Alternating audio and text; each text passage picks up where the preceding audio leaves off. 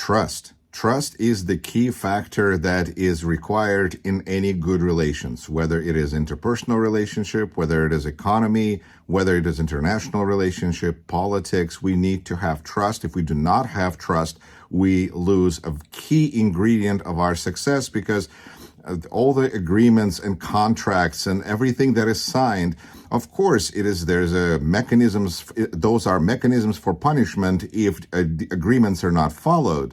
But it's based on some kind of mutual trust that people will follow through with their agreements. And in case there is not an agreement, there's a mechanism for resolution. Well, now we need mechanism for resolution, and it's not even clear if it's going to work, because the problem is that United States is losing trust, and I would say lost trust among its not just enemies, but allies. It's good where our enemies don't have trust in us. I suppose that makes us more unpredictable. But when we have our allies who have no trust in our ability to deliver on our trade agreements, that is a recipe for disaster, and it's a recipe for economic downturn, which is inevitably what the United States is looking at, based on simple principles that have nothing to do with specific numbers and agreements that have been signed that may be violated through tariffs and so on. Because at the very least, the whole argument that we saw between the United States and Canada and Mexico was in violation of the agreement that was signed under presidency of Donald Trump. So by Donald Trump, president, during his first cadence, with Canada and Mexico. And what just transpired in the last few days kind of violated that agreement. So naturally, there's not going to be trust between Canada and the United States, Mexico and the United States, and also at this point, probably Denmark and the United States, Panama and the United States, and the list of countries that have specific reason not to trust the United States is growing every day. And after what President Trump announced about his desires to reshape the world, really, I think that European Union should be really aware of how unpredictable the United States are, but at the same time, how quickly United States can reverse a crazy action. It's a collection of bad ideas that at the same time, so far, thank goodness, are reasonably quickly either repealed or covered up or changed, because there is a back and forth response yet. Like what's happening right now in the United States is a slow moving coup, but it is in a democracy, which means there's still a response back and forth where people feel at the top that maybe not everything is all right. So for instance, when President Trump or Elon Musk, it's kind of hard to say exactly which one, it seems like Elon Musk pulled the trigger, and the federal government stopped a lot of its spending. Then voters and electors, those that are supporting Donald Trump, were upset. And that, I feel, was a big part of the reason why this ban on federal spending was in some ways reversed, because it horrified the wrong people. In Russia, for instance, that doesn't really matter.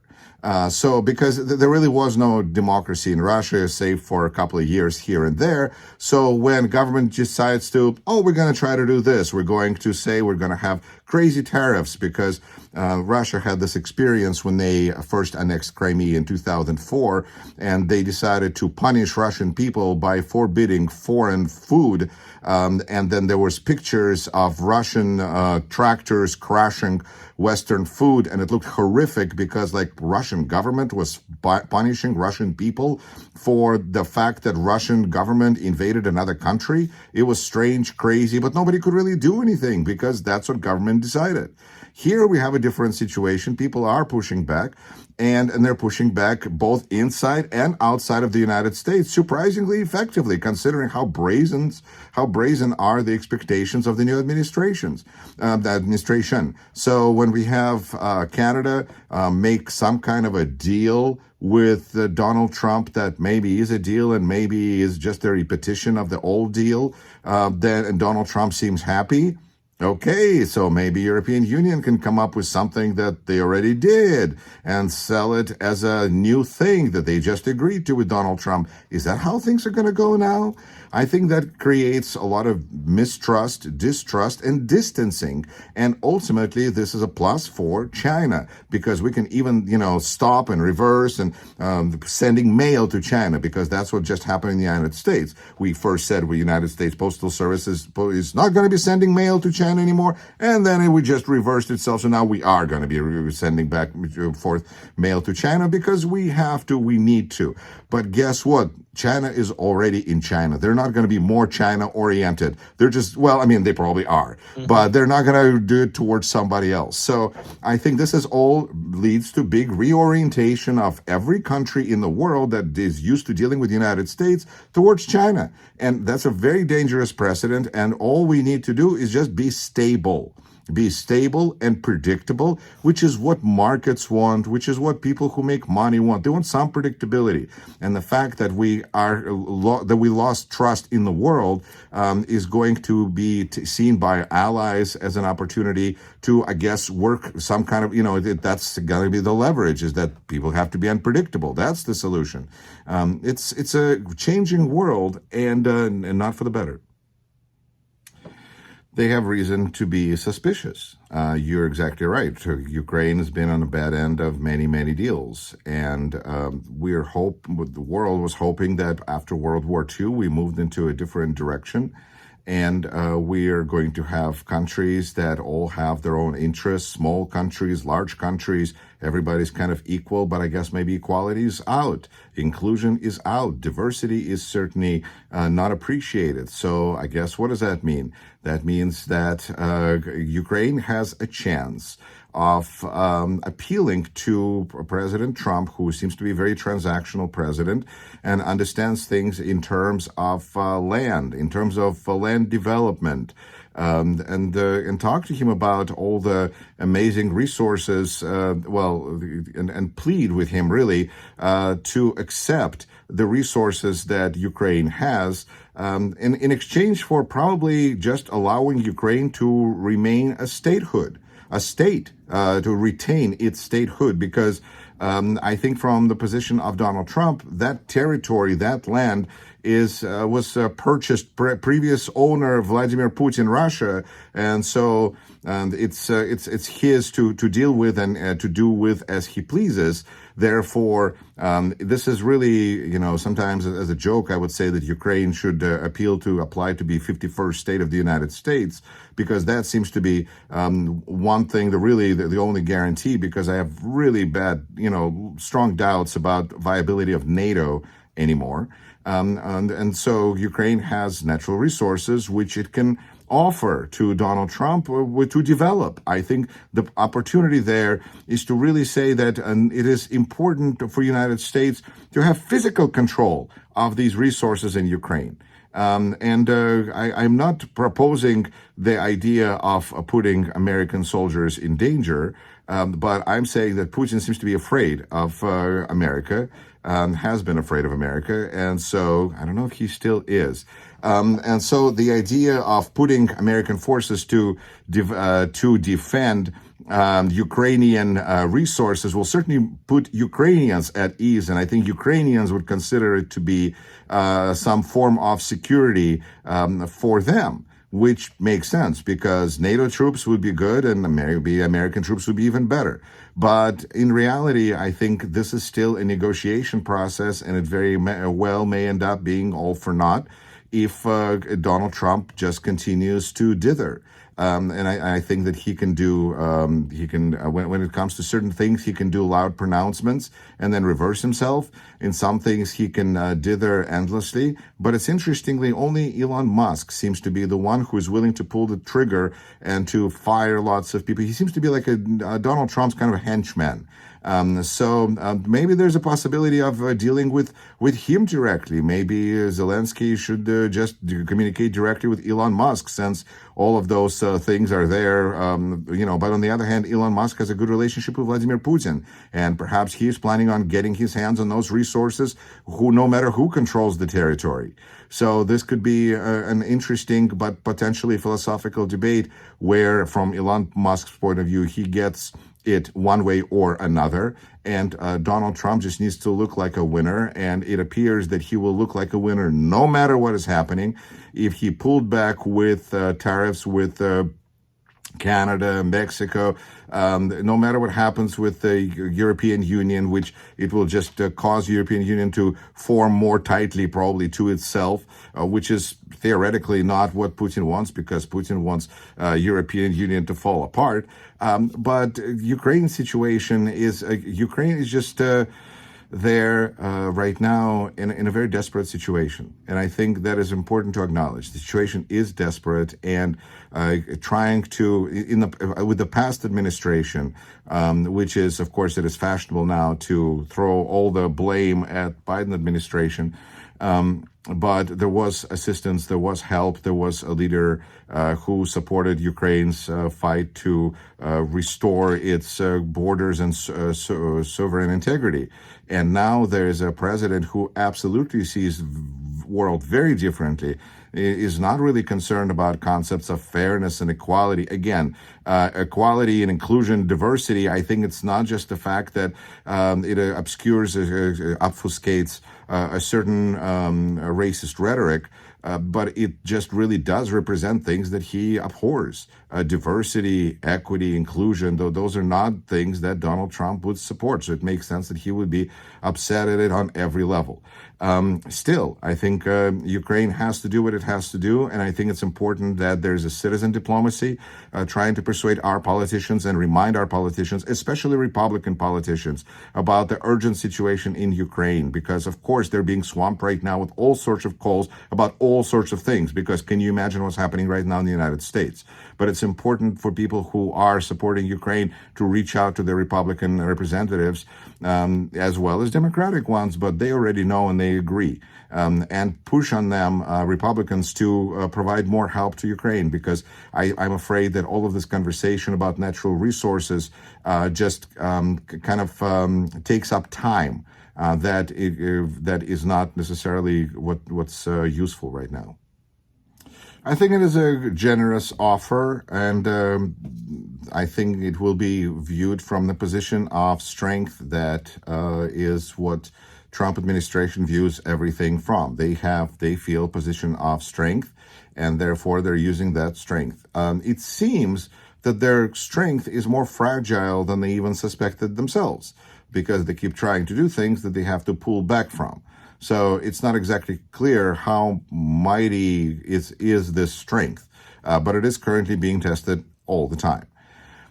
For Ukraine to offer everything that it has in order to purchase weapons is a depressing situation, but maybe a very realistic one. And at this point, what gives us hope that unlike some situations where countries may be in need of weapons, and in the past the United States provided weapons to Ukraine at no cost, because it would be counterproductive to enslave Ukraine in debt to the United States for this help, as we're trying to preserve Ukraine as a viable country that we're not supporting.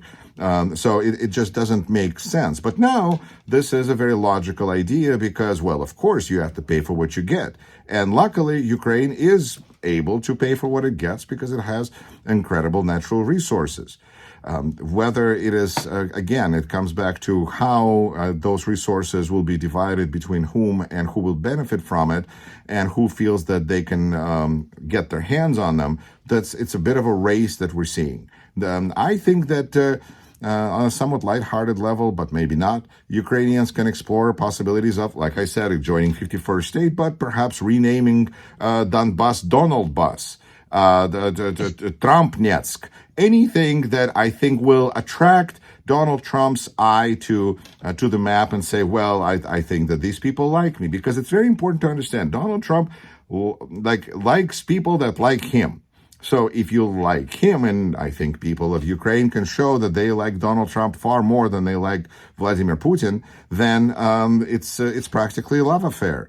It's just important to understand that Donald Trump, as his guiding star, has good relations with Vladimir Putin.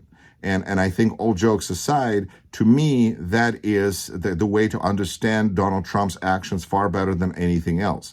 It's kind of like if we think that Earth is in the middle of the universe and we keep having problems because things don't line up.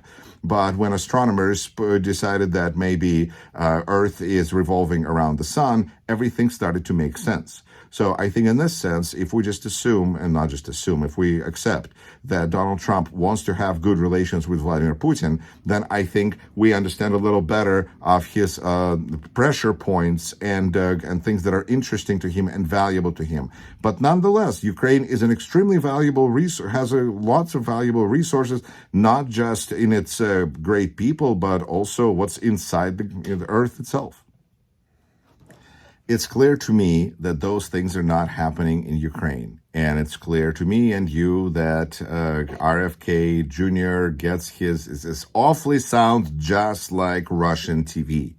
And it's kind of weird because he's a Kennedy, but he sounds like Russian TV. And it's important to acknowledge that RFK Jr. brings at least three kinds of people, important people, to Trump coalition. And that is people who are crazy and who believe Russian propaganda, and that's not a small number, and certainly is growing. But he also brings together people who are just interested in a healthy lifestyle, but sell all sorts of crazy things, supplements, and things that are not approved by any government body. And they see in him as a spokesperson for them as well. And then there's also people who just believe in healthy lifestyle and fitness and taking care of their body. And they also see in RFK Jr. somebody who they can connect to and see themselves in a little bit. So he represents danger on many different levels. And the fact that he has a good chance of being the next Secretary of Health, essentially, Health and Human Services in the United States, indicates that I suspect there's a concern that people that will come after him will be even worse. That as inept and unqualified as he and pretty much every secretary in the administration seem to be, they are already like historically famous for their not being qualified, which is again kind of goes back to the whole idea of Donald Trump fighting diversity, equity, and inclusion because it supposedly promotes unqualified people. Well, we look at his cabinet and go, wow, what a collection of characters there.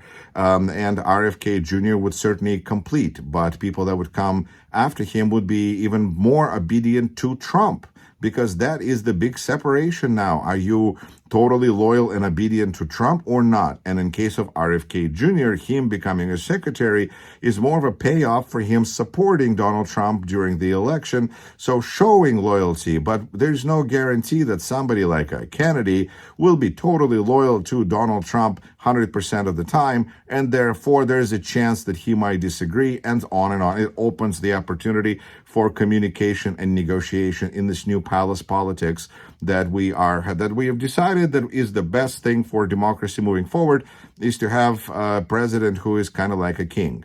We're testing the abilities of American government to do things. It also highlights that the right-wing extremism and the left-wing extremism kind of meet.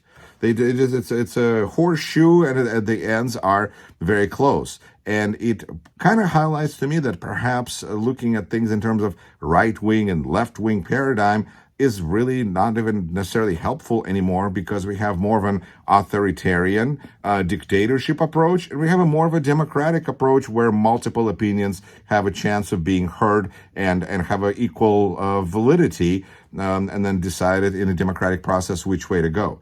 Sometimes it seems that a strong leader does better, but other times democracies seem to win world wars. So we'll see how it goes, but RFK Jr. certainly is another example of a person that is getting a pass in Trump world, in part because I think he's spewing Russian propaganda. I think that Hmm. that gives him a lot of opportunities and to be heard. But also, right now, this is a payoff time. We'll see. He could be not supported because he's been a Democrat in the past, and that's always, a strike against you. In this America, in this administration, in this 4 year stretch or 2 year stretch. So we shall see how that goes. But he could be, as bad as he is, better than what may come after him. It doesn't seem to be clear that they do, because they just did this with Canada and Mexico and Colombia, pushing away our allies to find a new allies, whether it's European Union, whether it's China. But we are living through historic populism and historic times, because, yes, of course, history is being made right in front of our eyes, but it's also testing the limits of populism, because Donald Trump was for a long time saying on his campaign trail these things that he is now trying to make reality. He is really trying to make them reality. And some of them are crashing and burning. And some of them may survive being tested by courts. We shall see. But I think things where he has more authority, even at first, he's doing more changes right away. But he's also doing things that he has no control over, it seems like, because Congress approves financing for USAID, and now Donald Trump and his co-president Elon Musk are deciding. Well, really, Elon Musk is the one who, as I've mentioned, seems to be doing the cutting here, and in a style of Twitter, sending out employees, government employees, an email called Fork in the Road, that I guess government employees refer to as Fork in the Eye, letter that says you have a week to leave. And about 1% of federal workforce, apparently took up Donald Trump on his offer, United States government on its offer, and will take this unofficial, official buyout. And when we look at experts on TV who are advising government employees who are in this terrible predicament what to do, the expert on TV just says, do what's best for you, understanding that we have no idea what's happening and what's going to happen next. But you do what's best for you. All right, how is that helping people in Ukraine who have to do what's best for them? I think that Donald Trump is going to, the same way that he is ignoring legal limitations placed on him by Constitution of the United States, considering that those are restrictions that considered to be impossible by everybody else prior to him in the White House, in Oval Office. That it's hard to imagine that he's going to treat international agreements with more respect than he treats the U.S. Constitution, which seems to be very disrespected. And with this situation in front of us, he already exited Paris Climate Accord. He just World Health Organization, but then I believe rejoined it right away, or delayed it. It's basically chaos. The basic fundamental is chaos and good relations with Vladimir Putin. And we know that Vladimir Putin would love it if democratic countries would just argue and fight among ourselves. That would make him so happy, because that would mean that he and China and every other dictator in the world can start grabbing land or doing things inside their country that they were concerned about doing before because West was paying attention. With now, the West is going to pay attention to itself because it's in a terrible crisis. So that means that human rights all over the world are going to suffer, and really the cancellation of USAID is just another indication of how brutal Elon Musk is planning on slashing costs, but really just destroying the US government. And when he was destroying a platform that I really wasn't even particularly using for a long time already, because it was clearly full of junk, when he fired everybody from there and filled it up with more junk, then it was okay, because it's a platform. It's a social media platform in a capitalist society. You don't like this social media platform? Go to another social media platform. All right, so you have a lot of journalists and media people that are hanging out on his media platform. So what? But when he fired everybody, it didn't work quite right, and journalists couldn't quite post their quick observations and wit and wisdom, and politicians couldn't quite connect fast enough. All right, there's still other options. But when we're talking about the United States federal government, that's not acceptable. That is just not acceptable behavior. So we shall see where this goes, because half the country voted against Donald Trump. And right now, we see the polls are showing that his popularity is a net zero, and Elon Musk is minus 11 negative. People don't like what Elon Musk is doing to U.S. government, and the latest CNN poll showed that 53% of Americans disapprove of what Elon Musk is doing, and 39% approve. So people don't like what is happening to the United States, and we shall see, because Donald Trump likes being popular. He likes being liked. This is not helping him. Thank you, Yuri, for answering my question and bearing with my accent. It was both interesting and informative. I wish you a great day. Thank you so much. And to our viewers, thank you for your attention. Be sure to stay active, give us a like or leave a comment. Your support means a lot to our channel. Thank you.